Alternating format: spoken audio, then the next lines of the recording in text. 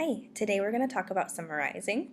This is for academic purposes. And like we practiced in class when we jigsawed the reading, where you had to read a section and then explain the main ideas to your classmates, that was a form of summarizing. Today we're going to talk about writing summaries. So first thing we need to ask ourselves is, what is a summary? A summary is your explanation of another's ideas. And the reason why this is so important is because you want to show your teacher that you actually read the reading. So a lot of times your teacher will assign you something to read and summarize, and this is the way they check for understanding. Okay, so you'll do this a lot in your academic classes. It's also important to know that a summary is short and concise. Here's some examples to help you relate to this a little bit. The movies. How many times have you gone to the movies and had someone ask you about it? So there's two answers that you might give. First one would be, hey, I saw this great movie about a guy who was a professional best man for grooms who don't have a lot of friends. Right? That's your first choice. Your second choice is, hey, I saw this great movie about a guy who people hire as their best man, but he's really lonely because he doesn't have any real friends. So when he meets his current client, they really hit it off, and even though it's supposed to be only professional, they have a lot of fun, blah, blah, blah. Okay?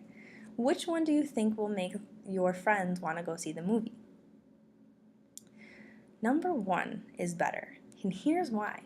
If I tell my friends about number two, do they even really need to go see the movie anymore? No.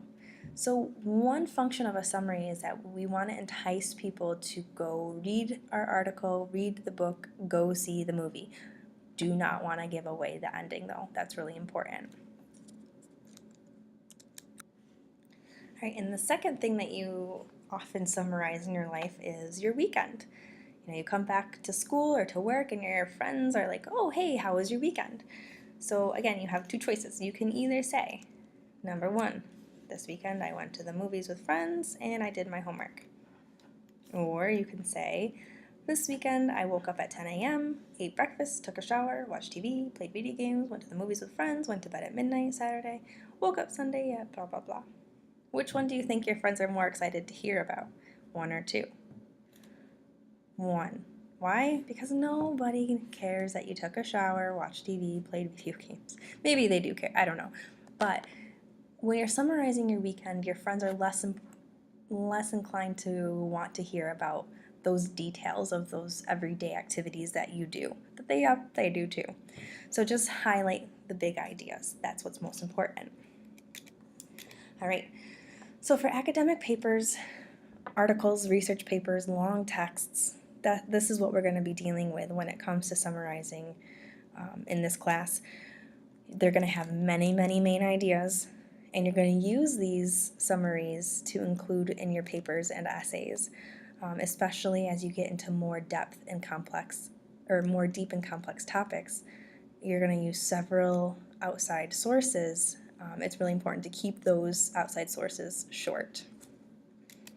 So let's talk about what makes a good summary. The first and probably most important thing that a summary does is it cites the original author. And you'll see that when I do that, I actually have a couple different parts to it. So first thing you'll see is I have the title. Where did it come from? What's the article? And I also have the author, or in this case, the authors. Who wrote it? And then I have the year of publication. When was it written? These are all important things, and we'll talk about doing a references page later, but this helps people know where to go find the original article in case they want to read it. You never know. And it includes only the most important information. So I took this summary from the first article we read in class, Family Structures, and the main idea of that article is that the authors examine the values that influence marriage and family choices of Americans. So you'll see that I didn't include the statistics we talked about. I didn't talk about the different kinds of family structures that we discussed. I didn't talk about those specific marriage choices because I want my readers to continue and possibly go read that in the future. And it's much shorter than the original. This is very important. And then the other important factor is that you are paraphrasing the author's ideas to show understanding. A lot of times your teacher will give you an article to read and then write a summary about it. And the reason for that is so that the instructor knows that you were able to understand the article and how all the ideas fit together. So it's a way to check for understanding. Let's go back to the idea previously that it's much shorter than the original, because here is a one-sentence summary that I gave you.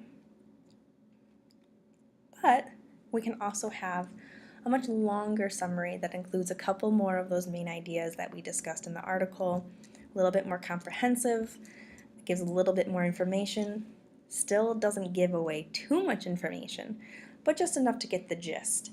And this would be something that your instructor would ask for because it shows not only that you know what the thesis is, but also that you know how those main ideas that are used in the article work together to answer that thesis statement. So there you still see the original statement, okay? But then you have an additional supporting idea. So how do they do it? Well, they looked at the idea of equality of marriage. How did that change over time between husbands and wives? World War II, what was the effect of that? How do the views influence marriage? What are those values? Individuality and the pursuit of happiness were two of those views or values. And then what are a couple of those examples of how those values influence us? We marry later in life, or we can choose to get divorced. So this would be a more comprehensive check for understanding type of a summary, whereas the first one is more of a summary you might want to include in a paper or research. All right, now let's talk about what you do to write a summary. Here are 3 techniques that you can incorporate to help you write a summary a lot easier.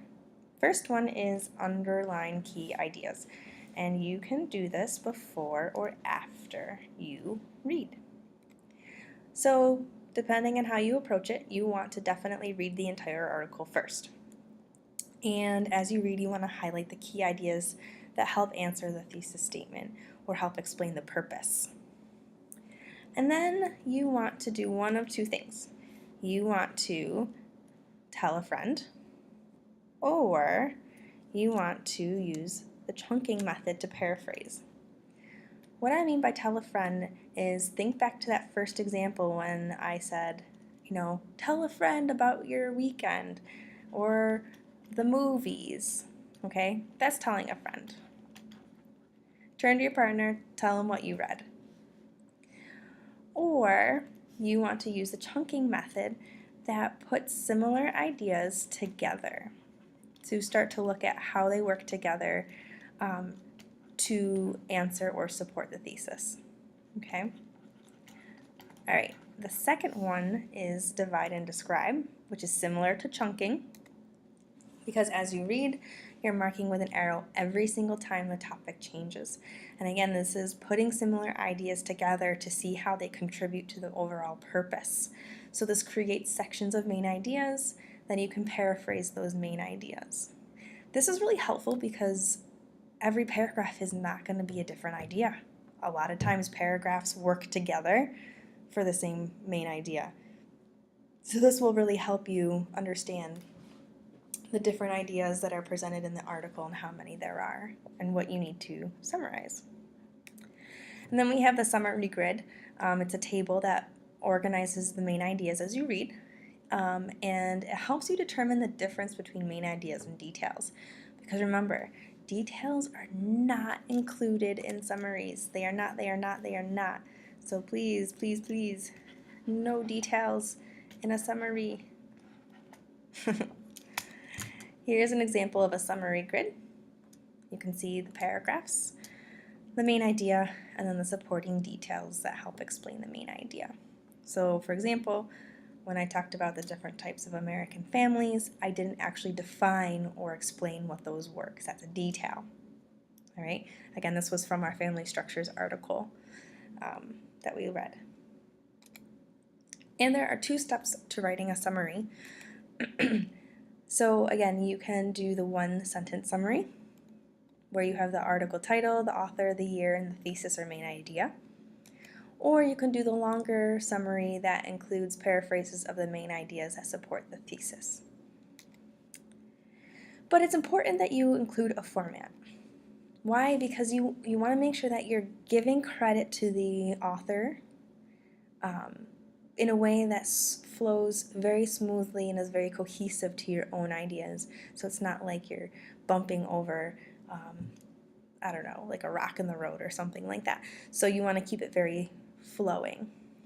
So your structure is going to be mostly noun clauses, and that we'll talk about a little bit later. But here are 2 formulas you can use, okay, and examples to follow that you can take a look at. Alrighty,